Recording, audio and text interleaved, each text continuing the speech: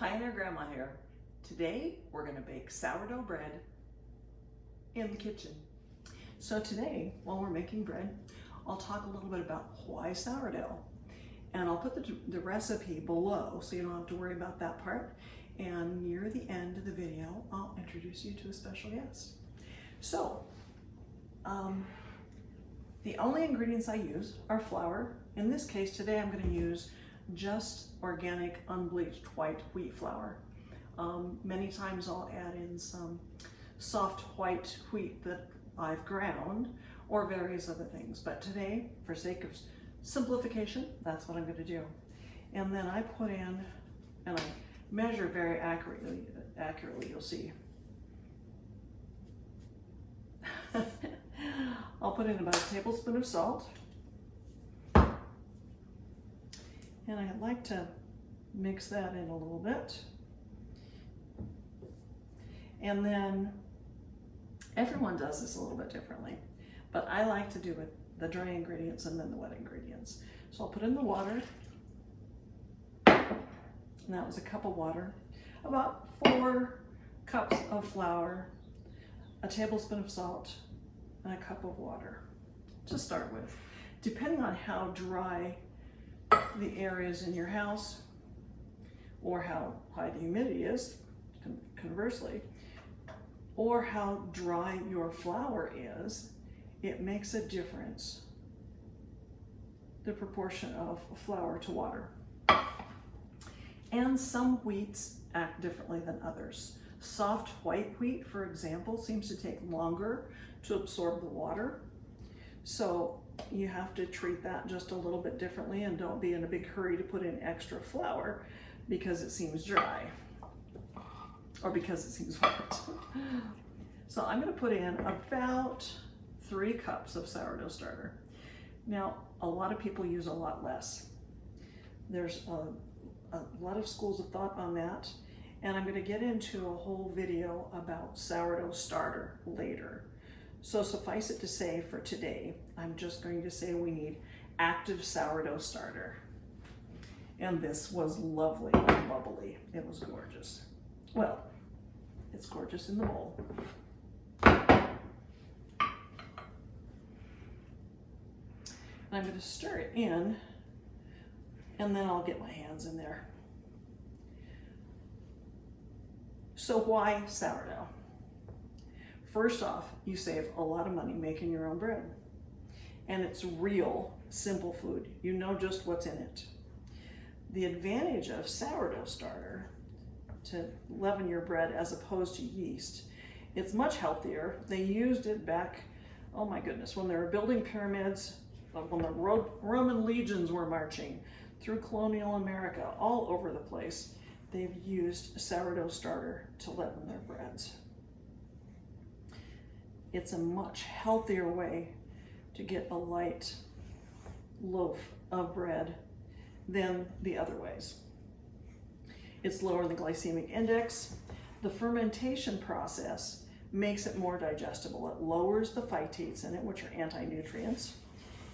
It lowers the glycemic index. It changes the gluten and the carbohydrates so that they're not as detrimental to your body. People that eat sourdough bread have a lower blood sugar than if they eat the same amount of regular bread. So that's pluses in my book. What that means is diabetics that sometimes can't eat bread can now do that. Or people that are sensitive to gluten, like myself, can have bread, and it's delicious. Also, I know of some celiacs, now you have to be careful, some celiacs that actually are able to eat a long fermented sourdough bread. So check into that if that's of interest to you. So we're going to mix the bread together. Like I said, we just have the 4 ingredients, which makes it really simple. We'll mix it together. Right now it's pretty shaggy. Sometimes I mix it in my KitchenAid. I used to have a Bosch mixer, that works, anything like that. You could use this recipe in a bread machine if you wanted. Lots of different things. looks like we might need a little bit more water. You just kind of gauge it. After you've done it a lot, you kind of get a feel for it, which that's the advantage of having your hands in it. You can feel what the dough is like.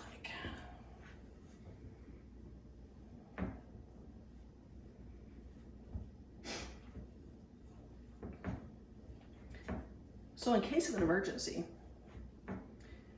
if we were running out of food, if we had flour and we had salt and we had water and some dehydrated sourdough starter, which I'll do a video about that, we could make bread, pancakes, biscuits, all kinds of things out of sourdough starter.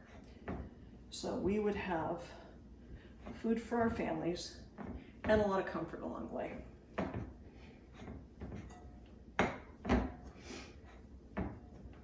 So some terminology.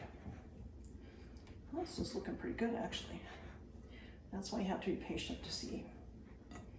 I think it's gonna be all right. So some terminology along the way. When we talk about letting the bread rise, which we do after we knead it, we can talk about fermentation, we can talk about rising, we can talk about proofing, and they all have their own different connotations, but basically they're the same thing. And they're used pretty much interchangeably. Some people talk a lot about fermentation and that's confusing to others. They'll, professional bread bakers and things talk about proofing. But basically we're talking about letting it sit so that the sourdough starter can do its business. This can be really relaxing. And plus it can get rid of some of your frustrations when you're kneading. I knead it about 20 minutes. Now you don't have to do it all at once. You could do 5-minute sessions, you could do 10-minute sessions. But that's what I find gives me the best results. I won't make you watch all. So I'm done eating.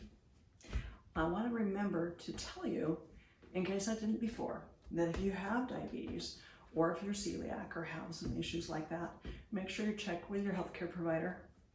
I'm just telling you the experience that I've had and friends of mine and things that I've read. So do your own due diligence and check into that. I'm just telling you how I make bread. I don't like scales. I don't like waste of the sourdough. And I like to make things in more of a way that maybe the pioneers did. And I know they didn't have kitchen scales and they didn't use regular measuring cups. They kind of made it happen. And that's what I like to do. So I'm researching more all the time and learning more. So if you have suggestions, I'd love to hear them in the comments below. I also wanted to tell you, lots of decisions here. So usually what I do is I put a little oil in the bowl, oil the loaf or the ball of dough, put it in the bowl, and put the lid on it and stick it in the fridge.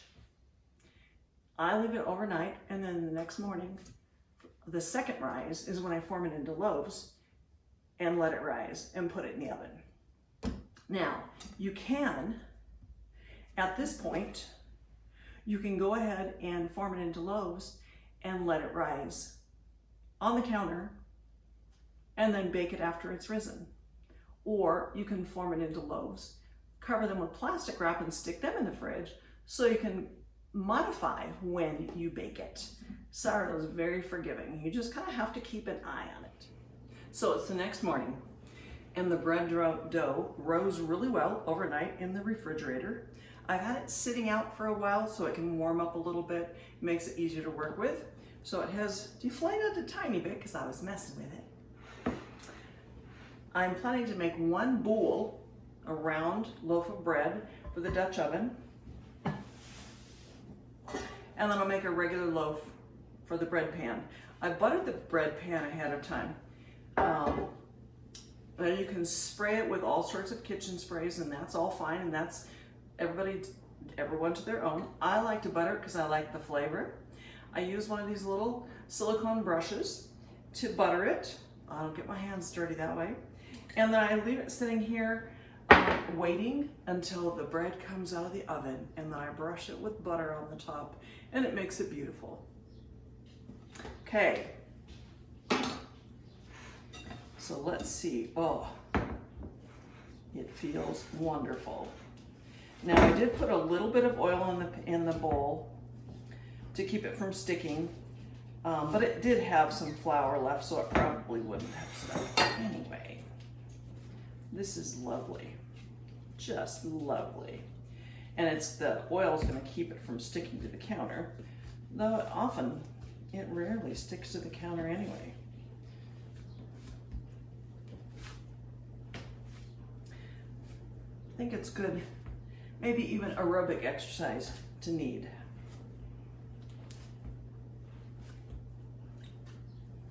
Not that that's my goal right now, I just couldn't stand not doing it. It feels lovely.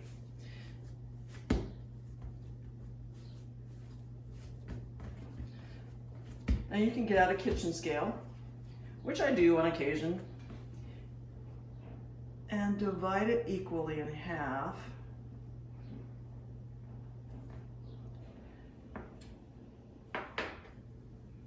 One of my viewers mentioned that I might think about making a recipe the size for a 2-quart Dutch oven, because that would be smaller and easier to deal with in the minivan. And that's a great idea. I'm gonna see about finding one. That would be a lovely idea, because my goal has been lately to try to make smaller amounts of bread, since it's just me, in the minivan.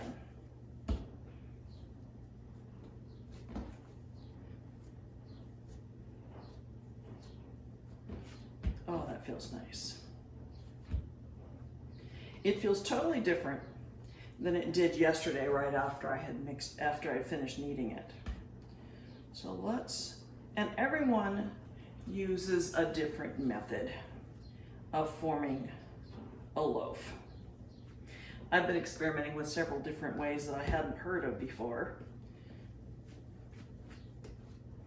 And if you pull it against the counter, it helps seal the bottom.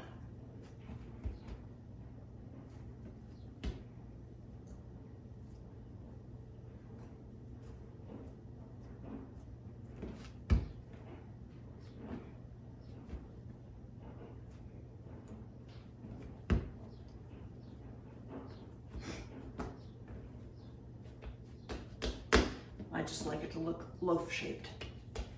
I imagine sometimes the pioneers probably just kind of threw it in the pan, in the Dutch oven, and however it came out, it tasted good. I doubt very much they were worried about what it looked like. So I'll put that in this pan, and we'll set this one to rise. Let's make this one into a bowl. I think I put a little bit too much oil in that bowl.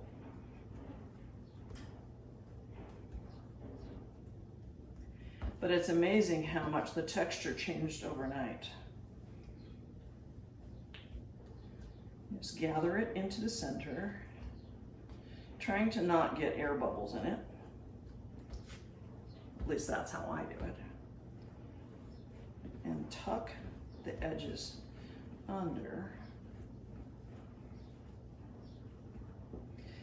And then give it some tension. Tighten it on the top. Makes the surface nicer on top.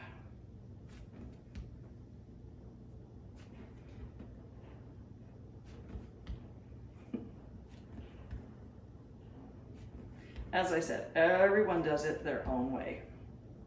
And that's fine. The goal is to have something that you like, that's nutritious and healthy, and tastes delicious.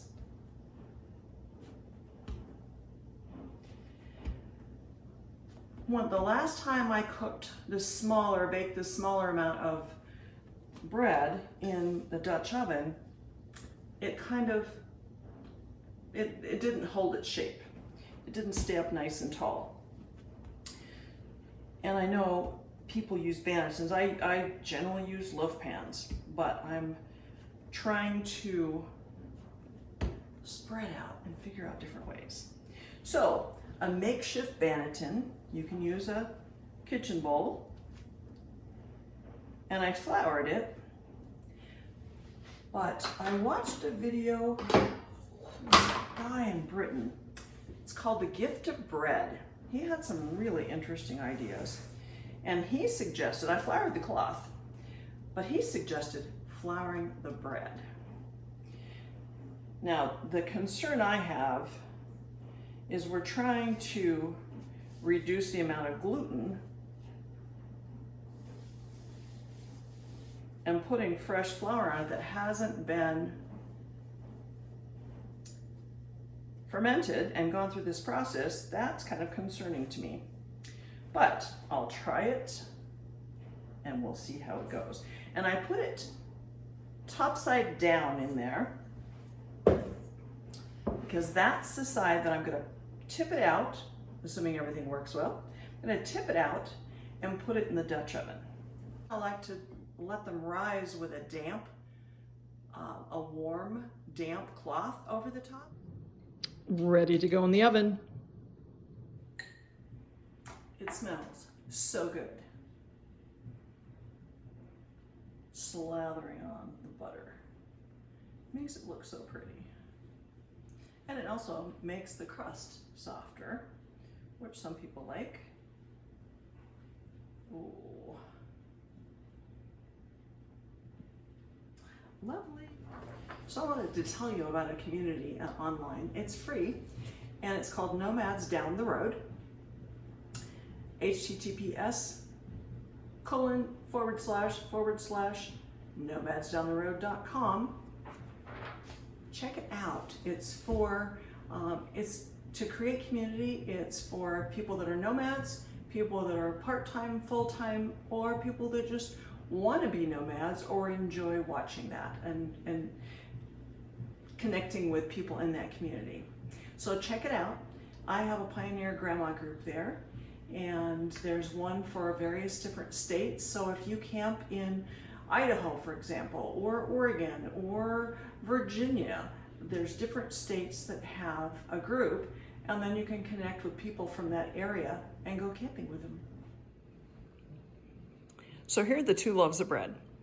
Usually I make 2 regular sandwich loaves, like the one on the right. But today, I cut it in half, and I did one that was a bowl, and put that in the Dutch oven and baked it. It didn't brown as much as I would like, but once they're cool and I cut into them, we'll find out what they look like and how they taste. Well, this is the test.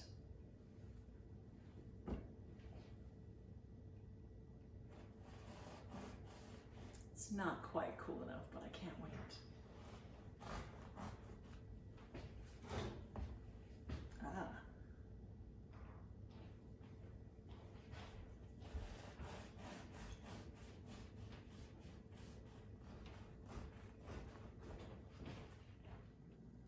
Oh, it smells so good.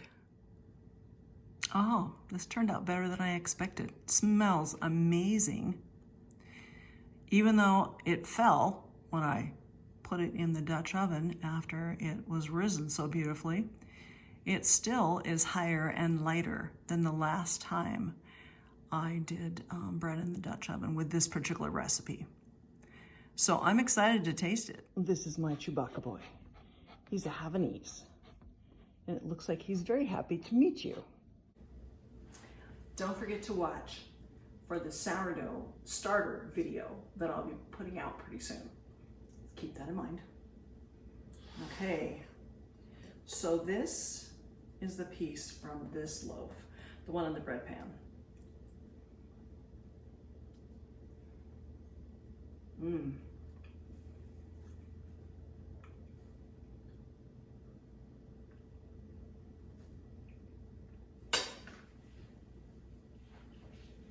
I usually do get a little bit higher loaf out of this, but this is delicious. It's nice and light. It's got a chewy crust, has that lovely sourdough flavor. The aroma is lovely. This one,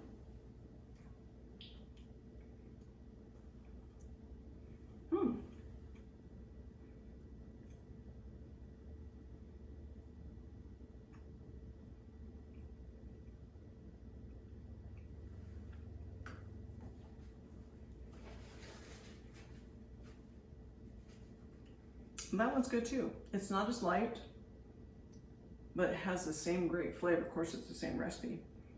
Has the same great flavor. I wouldn't turn down either one of them. I hope you enjoyed baking bread with me today. Our sourdough deliciousness. Oh, last thing I wanted to tell you about. It's hard to find a bag that the loaves of bread fit in. On Amazon, they actually have bags that are large enough for a regular size loaf of bread. Magic. I'll put a link in the description below.